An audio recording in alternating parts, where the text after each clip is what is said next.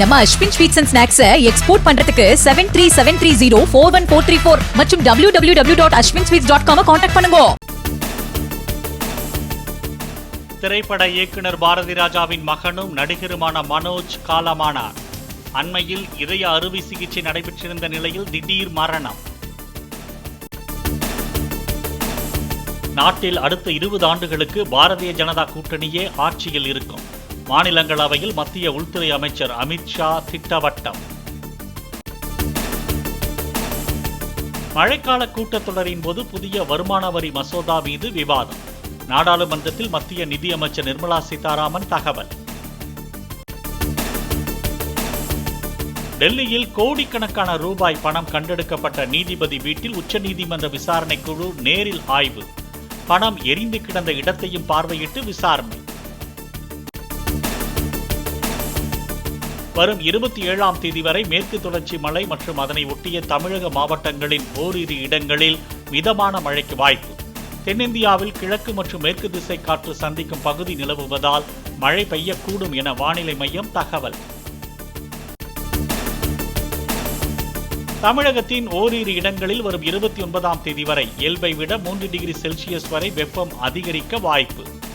அதிக வெப்பநிலையும் அதிக ஈரப்பதமும் இருக்க வாய்ப்புள்ளதால் அசௌகரியம் ஏற்படலாம் என்றும் எச்சரிக்கை. பணம் தர மாட்டோம் என மத்திய அரசு மிரட்டினாலும் எக்காரணத்தை கொண்டு மும்மொழி கொள்கையை ஏற்க மாட்டோம். சட்டப்பேரவையில் முதலமைச்சர் மு க ஸ்டாலின் திட்டவட்டம். யாரை சந்திக்க எடப்பாடி பழனிசாமி டெல்லி சென்று இருக்கிறார் என்கிற தகவல் எங்களுக்கு வந்திருக்கிறது. இபிஎஸ்ஸின் திடீர் டெல்லி பயணம் குறித்து சட்டப்பேரவையில் முதலமைச்சர் மு க ஸ்டாலின் கருத்து. மும்மொழி கல்வியை வலியுறுத்தி பாஜக நடத்தி வரும் சமக்கல்வி கையெழுத்து இயக்கம் இதுவரை 30 லட்சத்திற்கும் மேற்பட்டோர் ஆதரவு தெரிவித்து கையெழுத்திட்டிருப்பதாக அண்ணாமலை பதிவு. சிறுபான்மையின மக்களுக்கான திட்டங்களை மத்திய அரசு தொடர்ந்து அமல்படுத்தி வருவதாக அண்ணாமலை உரை. வெறும் இப்தார் நிகழ்ச்சிக்கு மட்டுமே வரும் அரசியல்வாதிகள் நாங்கள் இல்லை என்றும் திட்டவட்டம். வரும் நாட்களில் தேசிய ஜனநாயக கூட்டணி மேலும் பெரிதாகும் என அண்ணாமலை அறிவிப்பு. திமுகவை வீழ்த்த வேண்டும் என்ற நோக்கமுடைய அனைவரும் ஓரணியில் இணைய வேண்டும் என அழைப்பு. மற்ற மாநிலங்களை ஒப்பிடுகையில் தமிழகத்தில் சொத்து வரி மிகவும் குறைவான அளவிலேயே உயர்த்தப்பட்டுள்ளது. சட்டப்பேரவையில் அமைச்சர் KN நேரு விளக்கம்.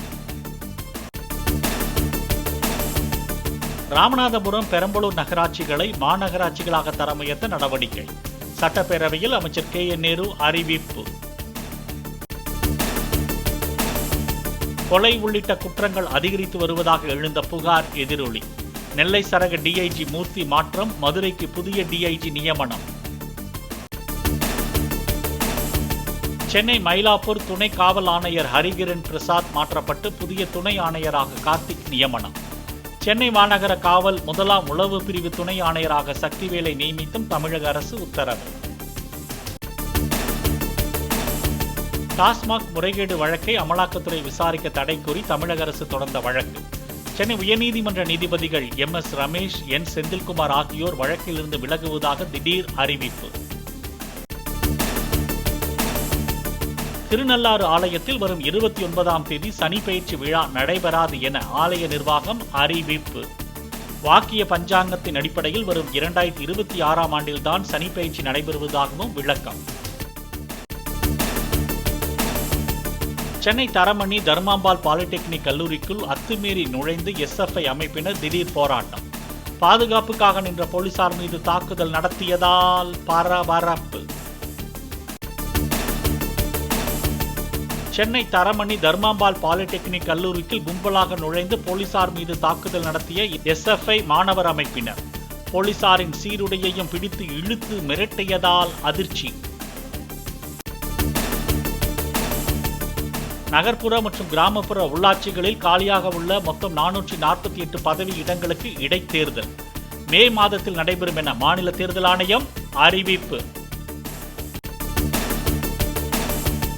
சென்னையில் ஒரே நாளில் காலை 6 மணியிலிருந்து 7 மணி வரை 8 இடங்களில் பெண்களிடம் செயின் பறிப்பு. திருவான்மையூர், கிண்டி, சைதாப்பேட்டை, வேளச்சேரி உள்ளிட்ட இடங்களில் தனியாக சென்றவர்களை குறிவைத்து செயின்கள் பறிக்கப்பட்டதாக தகவல். சென்னையில் செயின் பறிப்பில் ஈடுபட்ட கொள்ளையர்கள் 2 பேர் விமானத்திற்குள் வைத்து கைது. ஹைதராபாத்திற்கு தப்பிச் செல்ல முயன்றவர்களை வளைத்து பிடித்தனர் போலீசார். திருப்பத்தூர் வாணியம்பாடி அருகே நிறுத்தத்தில் நிற்காமல் சென்ற அரசு பேருந்து. பள்ளி மாணவி பேருந்தை துரத்தியபடியே ஓடிய காட்சிகள் வெளியாகி அதிர்ச்சி.